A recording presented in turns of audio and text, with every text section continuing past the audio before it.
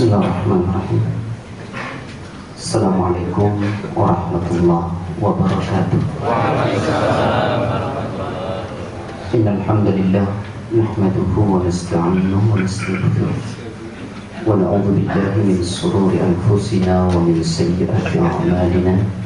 May yahdihillahu fala mudilla lahu wa may yudlil fala hadiya lahu. Asyhadu an la ilaha illallah wahdahu la syarika lahu wa asyhadu anna Muhammadan 'abduhu wa rasuluhu la nabiyya ba'dahu. Qala Allah ta'ala fi kitabihil karim wa wasdaqul qailin. A'udzu billahi minasy syaithanir rajim. Wa anna hadza shirati mustaqiman fattabi'uhu wa la tattabi'us subula fatafarraqa bikum 'an sabilihi. Wa inna asdaqal hadithi kitabullah wa khairal hadi hadi Muhammad sallallahu alaihi wasallam.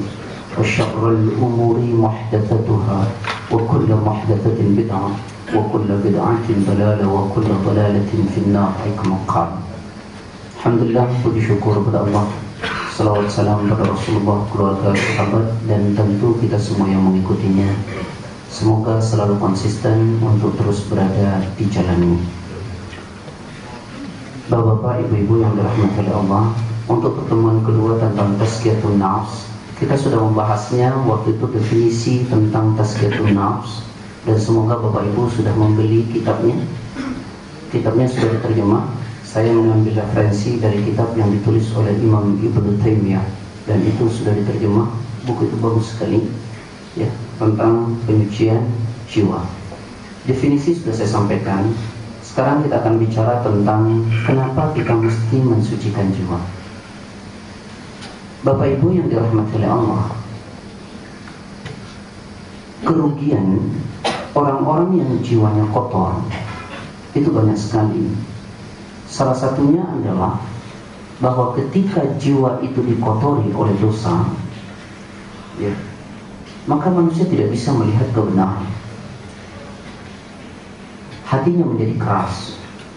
Sebagaimana saya sampaikan dalam sebuah hadis pada pertemuan yang lalu, 2 bulan yang lalu, man adnaba dhanban nakata qalbuhu nuqtatun as-sauda wa man taba saqala qalbuhu wa man lam yatub zada dhalika hatta yaswadda qalbuhu. Orang yang berbuat dosa laksana sebuah bintikan dalam hatinya. Kalau dia iringi dengan taubat, maka bintikan itu akan bening kembali, maka hilang. Wa man lam yatub, kalau dia enggan bertaubat, zada dhalik, maka kemudian bintikan-bintikan hitam itu akan terus bertambah. Hatta yaswadda qalbu, kemudian hati itu menjadi hitam kelam. 1, karena dosa. 2, rusaknya hati itu diakibatkan banyaknya makanan haram yang masuk. Banyaknya makanan haram yang masuk ke dalam perut kita. Ini bisa kita lihat di dalam hadis Arba'in karya Imam Nawawi, hadis nomor 6. Dari sahabat Nu'man bin Bashir radhiyallahu anhu, sami'tu Rasulullah sallallahu alaihi wasallam yaqul, innal halala bayyinun wal harama bayyinun wa umurun bainahuma mushtabihat la ya'lamuhunna katsiran minan nas faman ittaqa 'ala asy-syubhati faqad istabra'a li dinihi wa 'irdihi wa man waqa'a fi asy-syubhati waqa'a fil haram karra'i yar'a hawla al-hima yushiku an yarta'a fihi. Ala inna likulli malikin hima wa inna himallaha maharimuha. Di ujungnya, ala inna fil jasadi mudghah. Ketika Allah Rasul menjelaskan tentang halal dan haram, lalu kemudian Rasul mengatakan, pada diri manusia ada segumpal daging. Kalau segumpal daging itu baik, maka baiklah seluruh tubuh manusia. Jika segumpal daging itu rusak karena makanan haram, maka rusaklah seluruh tubuh manusia. Yang merusak hati manusia, 1, karena dosa yang kita lakukan, dan ini sudah saya jelaskan. Yang kedua, karena makanan haram. Yang ketiga, di akhwah, Rasulullah SAW bahkan menjelaskan. Yang ketiga, orang yang banyak bicara. Banyak bicara itu menyebabkan hati rusak. Dalam kitab Riyadhus Shalihin pada bab hifdzul lisan 1800 sekian, Rasulullah SAW bersabda, la tukthirul kalam bighairi dzikrillah. Jangan kalian banyak berbicara selain dari mengingat Allah. Kenapa? fa inna kathratal kalami bighairi dzikrillahi qaswatun lil qalbi. Karena sesungguhnya banyak bicara selain dari mengingat Allah akan membuat hati mati. Membuat hati mati. Wa inna ab'adan nas min Allah Ta'ala al-qalbul qasi. Dan yang menjadikan seseorang itu kemudian jauh dari Allah karena hatinya mati. Maka kenapa mesti kita sucikan? Kenapa mesti kita bersihkan? Banyak bicara menyebabkan hati mati. Hati yang mati menyebabkan kita jauh dari Allah. Pada bicara ini, pada soal bicara ini, ada sependapat seorang ulama. Ini kalau Bapak punya, namanya Al-Wafi, Syarat dari Hadis Arba'in, yang ditulis oleh Dr. Mustafa Al-Bid Al-Bugha. Dalam kitab itu ditulis, beliau menukil dari pendapat seorang ulama asal Maroko, pengikut madhab Maliki, namanya Abu Muhammad Abdullah ibnu Zaid. Beliau mengatakan begini: setelah iman dihujamkan kepada dalam jiwa manusia, maka dia harus menjadi orang baik. Dan siklus kebaikan manusia itu ada 4 hadis, pada 4 hadis. Dan keempat-empatnya hadis ini ditulis oleh Imam Nawawi dalam kitab Hadis Arba'in. Yang saya maksud adalah Imam Nawawi Ad-Damsiki, asal Damaskus. Ditulis oleh beliau dalam kitabnya, satu kata beliau, setelah iman dihujamkan, kalau Anda mau jadi orang baik, kata beliau yang pertama, berbicara yang benar saja. Kalau tidak, diam. Berbicara yang benar saja, kalau tidak, diam. Dan Imam Nawawi menuliskannya hadis ini pada urutan nomor 15 dalam kitab Hadis Arba'in. Dari Abu Hurairah, bunyinya begini: Man kana yu'minu billahi wal yawmil akhir falyaqul khairan aw yasmut. Siapa orang beriman kepada Allah dan hari akhir, dia berkata yang benar saja, yang baik saja, atau kalau tidak diam. Kalau tidak, diam. Kenapa? Orang yang banyak berbicara peluang salahnya makin sangat terbuka. Orang yang banyak berbicara peluang riba dan fitnahnya makin menganga.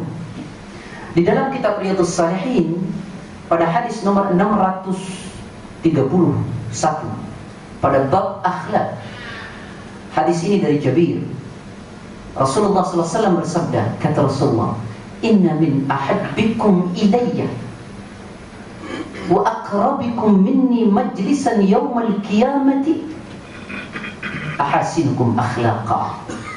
Kata Rasulullah, sungguh orang yang paling aku cintai, kata Rasul, dan orang yang paling dekat tempat duduknya denganku kelak di hari kiamat adalah orang yang akhlaknya paling baik.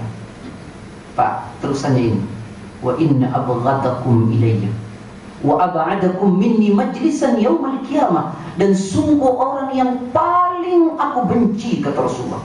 Riyadhus Shalihin nomor 631, orang yang paling aku benci dan paling jauh tempat duduknya kelak denganku di hari kiamat adalah al-thartharun, orang yang banyak ngobrol, banyak bicara.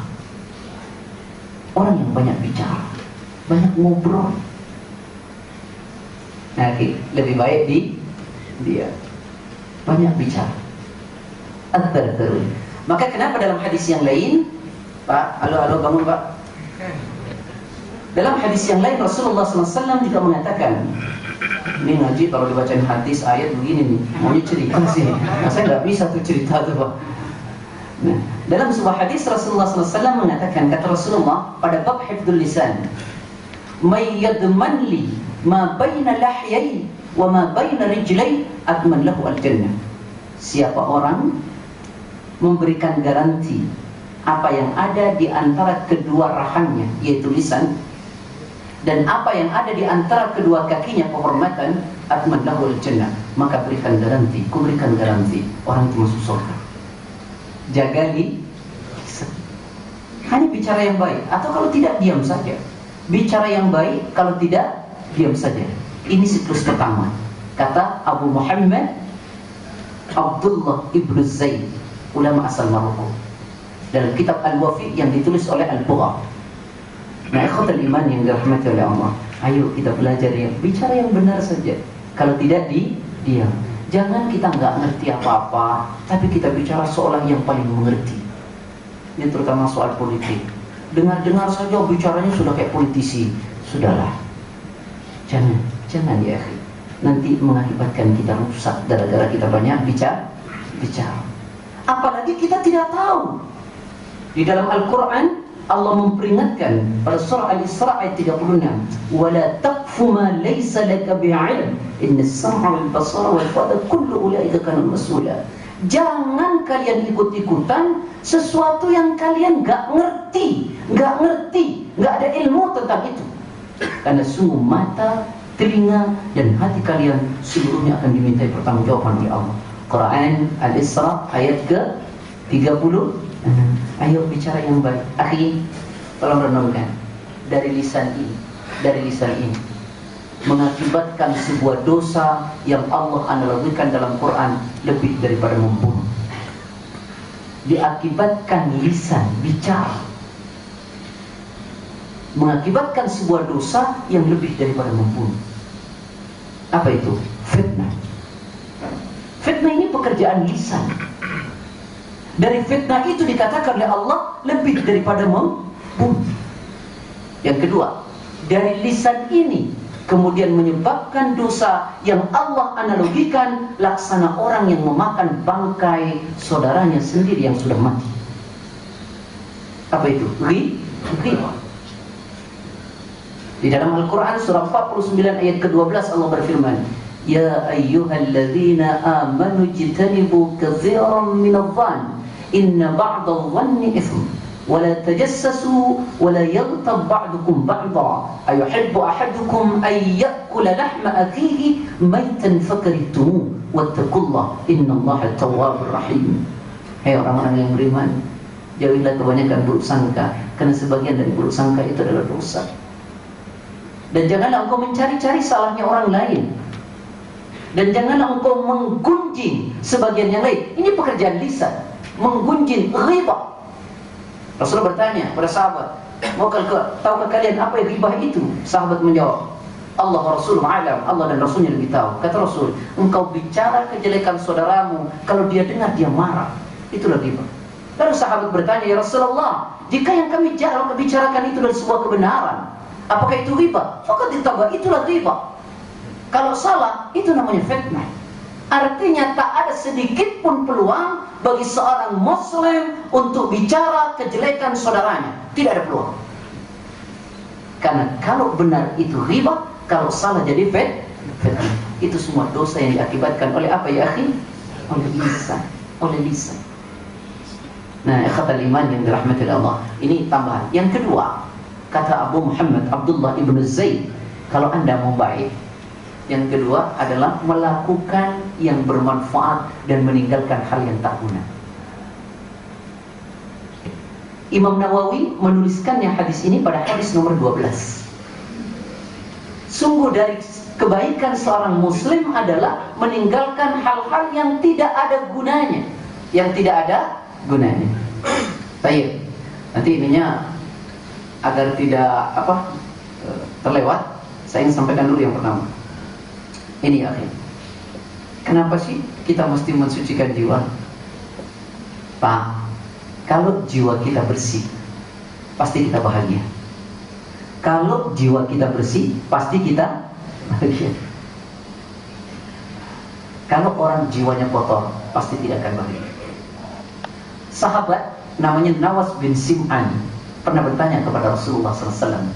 Ani Nawas bin Sim'an radhiyallahu anhu. Rasulullah ditanya oleh sahabat Nawas bin Sim'an, "Mahiyal bir wa mahiyal itsm?" Ya Rasulullah, apa itu yang disebut kebaikan, apa itu yang disebut dosa? Kata Rasulullah, kebaikan itu adalah al-birru husnul khuluq, yaitu akhlak yang baik. Ketika Rasulullah ditanya tentang dosa, apa kata Rasulullah? "Ma haka fi nafsik wa karihta ayyat 'alaihin nas." Dosa itu adalah sesuatu yang membuat hatimu tidak tenang, membuat hatimu gelisah. Nah, dosa itu yang menyebabkan hati ini kotor, dan disebabkan itu kemudian orang menjadi gelisah. Saya tanya, salah satu contoh kotornya hati adalah bohong. Ada orang bohong tenang. Ada orang bohong tenang. Orang kalau sudah bohong sekali, maka dia sibuk untuk menutupi bohong sekali ini. Dia kemudian bohong 2 kali. Dan seterusnya dan seterusnya. Capek, tidak ada ketenangan. Bagi orang yang hatinya kotor. Orang yang punya penyakit iri, tenang atau tidak? Tidak. Capek dia. Iri boleh atau tidak dalam Islam? Boleh atau tidak? Boleh. Salah. Jangan bilang boleh. Tidak boleh. Asal hukumnya tidak boleh. Kecuali 2 hal. Kalau ditanya iri boleh atau tidak, jawabannya tidak boleh. Itu asal hukumnya. Tapi kemudian menjadi boleh karena 2 hal. Dalam hadis, la hasada illa fitnatain. Iri tidak boleh kecuali 2 hal. 1, orang yang diberikan ilmu atau Quran, dia mengamalkannya dan mengajarkannya. Yang kedua, orang yang diberikan harta, lalu dia kemudian gemar berinfak dan bersedekah. Kita iri. Ya, iri hanya boleh 2 itu. Coba antum perhatikan. Selain iri terhadap 2 hal itu, adakah yang membuat kita bahagia? Iri selain itu tidak ada. Sombong. Ada orang bahagia dengan kesombongan? Tidak ada, ya. Tidak ada. Ruginya dunia dan akhirat. Sampai-sampai Rasul pernah mengatakan hadis dari Harits bin Wahb. An Harits bin Wahb radhiyallahu an, kata Rasulullah, "Ala ukhbirukum bi ahli an-nar?" Maukah kalian kuberitahu siapa yang akan menjadi penghuni neraka? Kata Rasulullah, yang pertama kullu utul, orang yang kejam. Yang kedua jawad, orang yang rakus. Yang ketiga mustakbir, orang yang sombong. Orang yang sombong. Tidak ada orang yang jiwanya kotor itu menjadi tenang. Tidak ada, ya akhwat. Tapi dengan jiwa yang bersih, maka kita akan menjadi tenang. Lihat dalam Quran surat 13, surat 11 ayat 13, surat 13 ayat 28. Orang-orang yang beriman itu hatinya menjadi tenang. Dengan apa? Mengingat Allah. Hanya dengan mengingat Allah lah ketenangan bisa diraih. 1. Kemudian yang kedua, biar cepat ya, karena nanti agar sampai bagaimana cara menyucikan jiwa, itu yang paling penting. Ini cuma alasan kenapa sih kita mesti mensucikan jiwa. Yang ketiga adalah misi diutusnya Rasulullah SAW oleh Allah, itu ada 3. Berdasarkan Al-Quran surat Al-Jumu'ah ayat 2. Berdasarkan Al-Quran surat 62 Al-Jumu'ah ayat 2, Allah mengutus Rasul dengan 3 misi. Yang pertama, membacakan Al-Quran. Yang kedua, mensucikan jiwa. Yang ketiga, mengajarkan sunnah. Pak, membacakan Quran, menyucikan jiwa, dan mengajarkan sunnah. Ada orang yang mengerti Quran, ada orang yang mengerti sunnah, tapi sombongnya luar biasa, jiwanya kotor. Ada orang yang mengerti Quran, mengerti sunnah, tapi punya sifat iri yang sangat luar biasa, karena jiwanya kotor. Mari kita mengerti Quran, pelajari sunnah, pelajari Quran, bersihkan jiwa. Bagaimana caranya? Belum sampai. Ini baru bicara soal alasan. Jadi Rasulullah itu diutus oleh Allah untuk membacakan Quran kepada kita, mengajarkan sunnah, dan menyucikan jiwa. Baik, yang ketiga. Ya mohon maaf, saya menggunakan bahasa Madura. Yang ketiga, kenapa kita mesti mensucikan jiwa? Pak, Allah menciptakan pada manusia itu 2 potensi. Dalam Quran surat 91 ayat 7 dan 8. Wa nafsin wa ma sawwaha fa'alhamaha fujuraha wa taqwaha. Demi jiwa dan penyempurnaannya, maka aku ilhamkan kepada manusia itu 2 potensi, yaitu fujur dan takwa. Sederhananya begini, ada 2, ada nafsu, ada hati. Dan ini akan saling berkonfrontasi, tidak akan pernah berhenti. Tidak pernah berhenti. Ini akan saling mengintervensi satu sama lain. Setiap orang mau melakukan kebaikan, maka nafsu tidak akan pernah berhenti agar tidak melakukan kebaikan. Tapi sebaliknya, setiap kita mau melakukan dosa, sebenarnya hati kita pun tak pernah berhenti agar kita tidak melakukan kejahatan itu. Dan ini saling mengintervensi, Pak. Jika jiwa manusia kotor, maka yang menang nafsunya. Tapi jika jiwa manusia itu bersih, maka yang menang adalah hatinya. Tergantung mana yang mau dimenangkan. Nah, ini alasan kedua. Ketiga, ya, kunci sukses di dunia. Kenapa? Orang yang jiwanya bersih, mesti dia berhusnudzon dengan Allah, berbaik sangka, optimis. Orang yang jiwanya kotor, dia berburuk sangka terus kepada Allah. Jiwanya kotor, berburuk sangka. Orang yang selalu berburuk sangka itu melahirkan sikap-sikap pesimis, takut. Orang yang takut tidak akan pernah optimis, tidak pernah benar sukses. Saya tidak ingin menyampaikan ini karena beberapa hal sudah saya sampaikan. Kunci sukses di akhirat. Ini yang terakhir. Kunci sukses di akhirat. Apa iya? Pak, lihat di dalam Al-Quran pada surah 26 ayat 87. Allah berfirman, "Wala tukhzini yauma yub'atsun." Ya Allah, jangan kau hinakan aku di hari mereka dibangkitkan. Yauma la yanfa'u malun wala banun. Pada hari itu tidak berguna harta dan anak laki-laki. Jadi harta yang kita miliki ini gak ada gunanya, Pak, nanti di hari kebangkitan. Apa yang berguna? Illa man atallah biqalbin salim, kecuali orang yang datang kepada Allah dengan hati yang bersih. Surat 26 ayat 87, 88 sampai 91. Saya ulangi. Ya Allah, jangan kau hinakan aku di hari mereka dibangkitkan. Di hari di mana harta dan anak tidak ada gunanya. Harta dan anak tidak ada gunanya. Makanya Allah berkali-kali mengatakan hartamu dan anakmu adalah cobaan. Dan Allah juga berfirman pada surat 63 ayat 9, Ya ayyuhalladzina amanu la tulhikum amwalukum wala auladukum an dzikrillah wa may yaf'al dzalika faulaika humul khasirun. Hai orang-orang yang beriman, janganlah sampai hartamu dan anak-anakmu membuat kamu lalai dari mengingat Allah. Siapa berbuat demikian maka kalian akan rugi.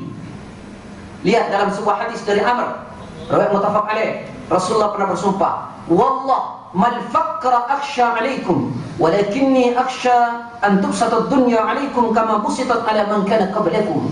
Kata Rasulullah, demi Allah, bukan miskin dan bukan kemiskinan yang kutakutkan dari kalian, akan tetapi yang kutakutkan dari kalian adalah ketika dunia ini dibentangkan kepada kalian sebagaimana telah dibentangkan pada orang-orang terdahulu. Fatanafasuha kama tanafasuha, lalu kalian semua berlomba-lomba untuk meraih dunia itu. Fatuhlikakum kama ahlakathum, lalu kemudian dunia itu menghancurkan kalian sebagaimana orang dahulu dihancurkan oleh dunia. Hati-hati, hati-hati. Masa waktu kita habis untuk dunia saja? Nah, Pak, kunci sukses di akhir. Oh iya, ini sudah selesai, kan ini sekedar mengulang. Mari kita teruskan. Bab ini tipikal jiwa manusia akan saya bahas belakangan. Saya akan membahas sekarang adalah tentang bagaimana langkah menuju jiwa yang bersih. Bahasa sederhananya adalah bagaimana caranya menyucikan jiwa. Pak, ini yang terpenting. Ini semua rangkuman dari kitab yang saya baca dari Imam Ibn Taimiyah. 1. Bagaimana langkah menuju jiwa yang bersih? Kita lihat ya. Kalau tidak nanti minta saja saya kopikan. Karena sebenarnya ini saya sudah bikin bukunya, ada sekitar 60 halaman. Ya, nanti kalau mau dikopi silakan. 1. Beribadahlah penuh dengan keikhlasan. Pak, ini baru pelan-pelan. Ikhlas itu tidak tumbuh dengan secara langsung. Proses menuju ikhlas ini panjang. Tidak mungkin orang beribadah lalu tiba-tiba menjadi orang yang mukhlis. Maka ada sebuah proses. Yang pertama adalah dipaksa. Saya mau tanya, Bapak suka tahajud? Iya, orang mukmin mesti senang tahajud. Tapi apakah ketika Anda memulai tahajud, tiba-tiba Anda menjadi orang yang begitu mudah untuk melakukan tahajud? Tidak. Perlu melalui proses pemaksaan. Paksa. Siapa yang memaksa? Diri kita sendiri. Diri kita sendiri. Kenapa? Yang di awal tadi sudah saya sampaikan, pada diri manusia itu ada dua potensi. Ada yang mengajak jelek, ada yang mengajak baik. Dan itu bertempur. Maka kita harus paksa untuk melakukannya. Pak, memaksa untuk melakukan tahajud itu tidak akan lama. Paling berjalan 3 bulan. Kalau sudah 3 bulan Anda belajar memaksa diri Anda, maka nanti menjadi habit, menjadi biasa. Kalau Anda tidak melakukannya, seperti ada yang kurang. Lalu kemudian 3 bulan ketiga, setelah menjadi biasa, insya Allah akan menjadi kebutuhan. Kalau sudah menjadi kebutuhan, muncullah yang disebut dengan kerinduan. Kita rindu ingin bermunajat dengan Allah. Kita senang berdua bersama dengan Allah di saat semua orang tidur. Rajulun dzakarallah khalian fafadat aina. Orang yang mengingat Allah di saat sunyi, seraya dia melinangkan air matanya. Dan ini adalah salah satu orang yang mendapatkan lindungan langsung kelak di hari kiamat. Pak, untuk sampai ke tingkat ikhlas ada proses panjang. Tidak serta-merta ikhlas itu. Jadi orang yang sering berkata, mohon maaf, lebih baik tidak ibadah kalau tidak ikhlas, itu adalah keliru. Karena tidak mungkin sampai ke tingkat ikhlas serta-merta. Ada sebuah proses. Jelas atau tidak? Jelas atau tidak? Semua ibadah apapun, semua ibadah apapun, maka ayo kita berusaha melakukannya dengan ikhlas. Dan ikhlas ini, Pak, tidak bisa keluar dari kata-kata, karena itu dari hati. Dan itu adalah pekerjaan hati. Makanya antum tidak usah nanya. Kalau ada orang ngasih apa-apa, antum tanya, ikhlas enggak? Nggak usah tanya begitu. Ini kan kita suka begitu kan? Jangankan antum, uang ditangkap polisi saja. Enggak polisi. Afwan ya, polisi salah ya kan? Antum keluarin uang, kasih polisi. Polisinya nanya, ikhlas enggak? Antum bilang apa? Bohong nggak tuh kira-kira itu?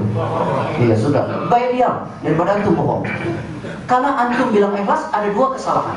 1, Anda melakukan risyuah, 2, Anda melakukan kebohongan. Jadi kalau gitu gimana kalau tangkap polisi? Tilang aja. Itu risyuah, Pak. Allah dan Rasulnya melaknat orang yang menyogok dan yang disogok.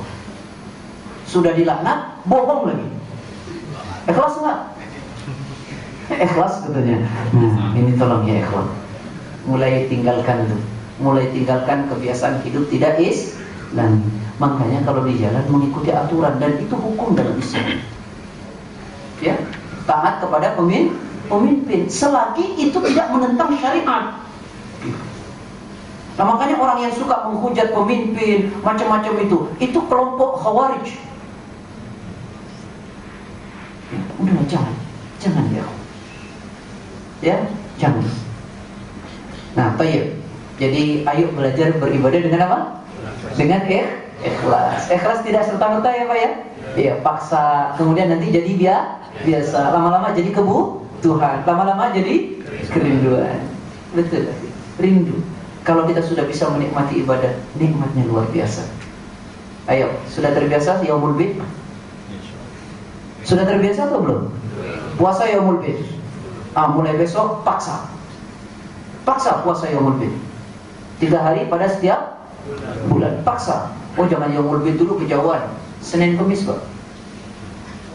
Pak.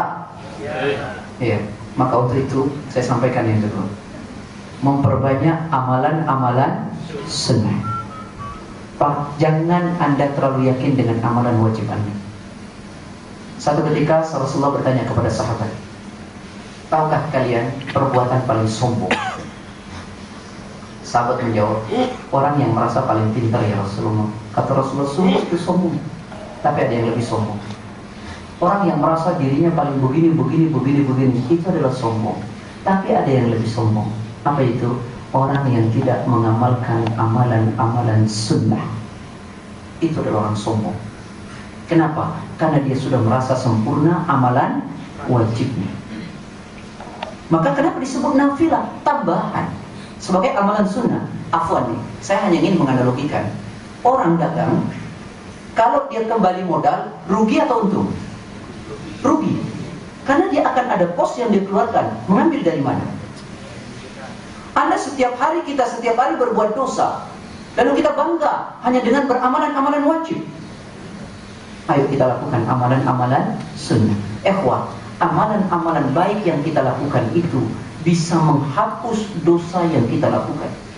Berdasarkan hadis Arba'in, ya, hadis dari Abi Dzar Jundub ibni Junadah dan Abi Abdurrahman Mu'ad bin Jabal radhiyallahu anhuma qala, ittaqillah haitsuma kunta, bertakwalah kalian kepada Allah di mana saja kalian berada. Wa atba'is sayyi'atal hasanata tamhuha, hendaklah kalian ikuti setiap perbuatan jelek yang kalian lakukan dengan kebaikan-kebaikan seperti perbuatan-perbuatan sunnah. Kenapa? Tamhuha, karena kebaikan yang kau lakukan bisa menghapus dosa yang telah engkau lakukan.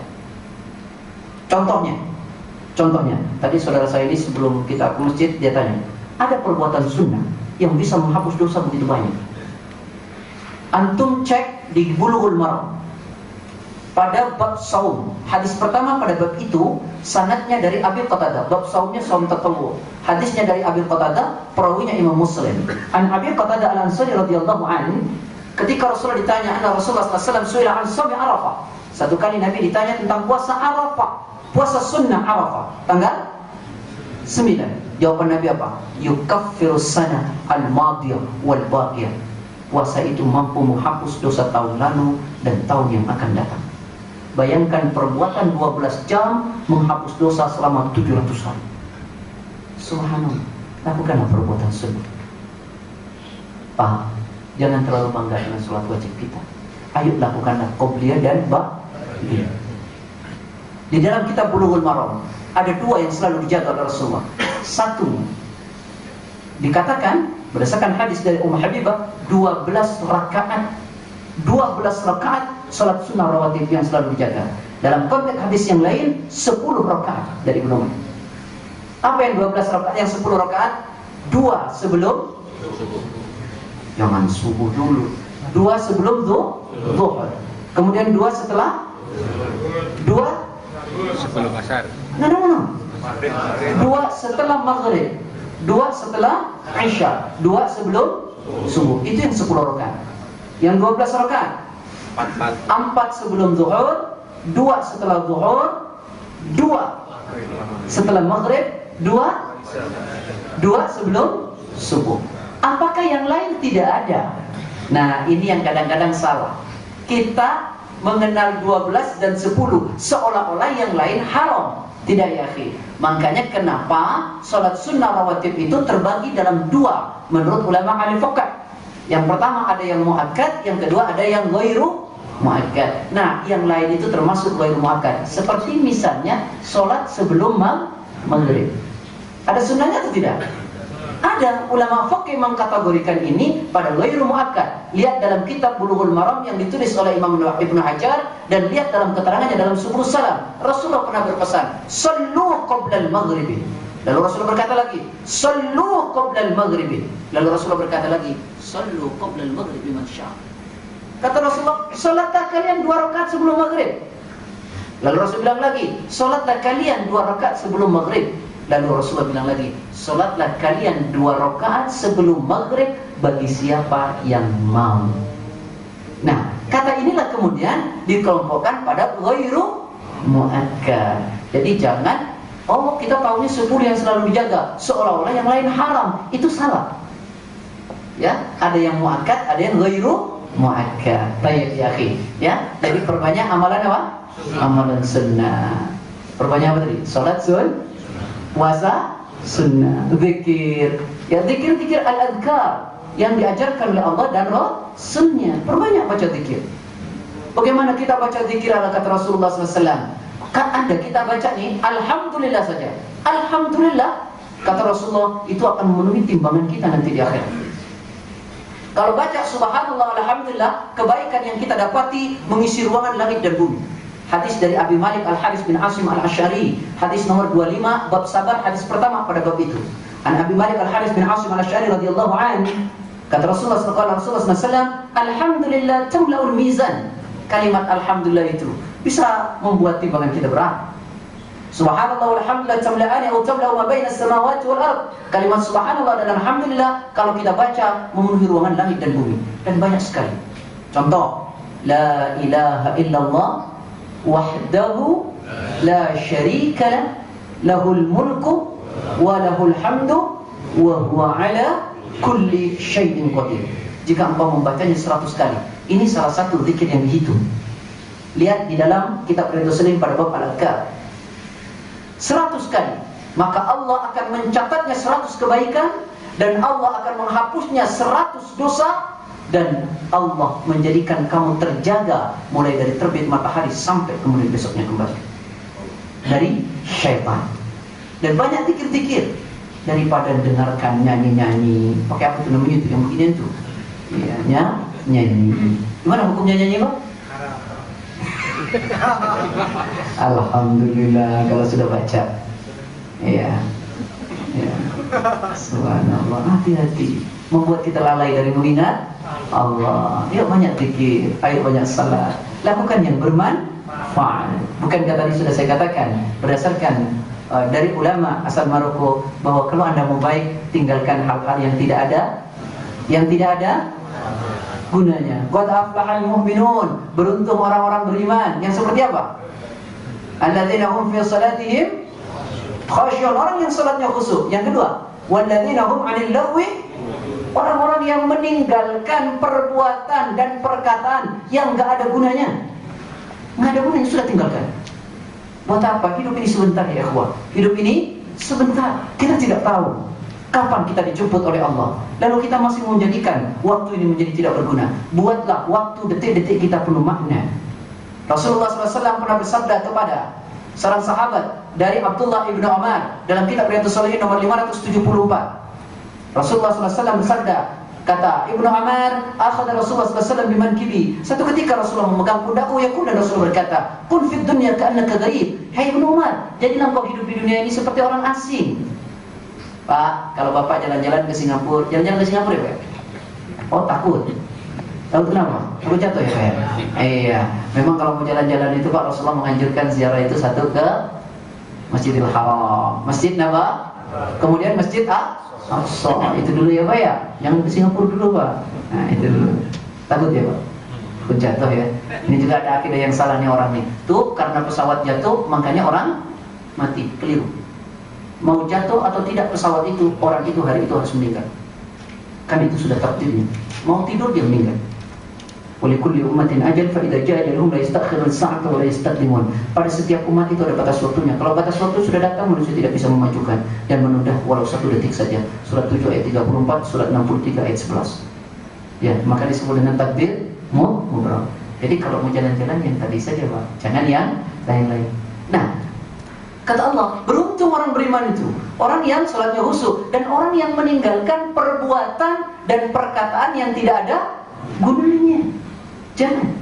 Ayo lakukan hal yang bermanfaat. Lakukan hal-hal sunnah, bukan yang wajib. Wajib itu sudah pokok. Lakukan hal-hal sunnah. Perbanyak perbuatan-perbuatan sunnah. Ini yang akan membersihkan jiwa kita, membersihkan kotoran-kotoran dosa yang melekat pada diri kita. Karena kata Rasulullah tadi bahwa amalan yang kau lakukan bisa menghapus dosa. Ya Pak, sudah banyak yang berdiri karena sudah jam 1 mungkin ya. Nah, ya, ini masih panjang ya. Insya Allah nanti pada pertemuan yang akan datang. Setelah bab ini nanti akan saya bahas bagaimana mempertahankan kesucian jiwa. Ya. Setelah itu baru akan saya bahas bagaimana setan merusak jiwa manusia. Insya Allah mudah-mudahan kita masih dikasih panjang oleh Allah. Ya. Yang mudah itu dari Allah, yang salah dari saya. Bisa bila Assalamualaikum warahmatullahi wabarakatuh.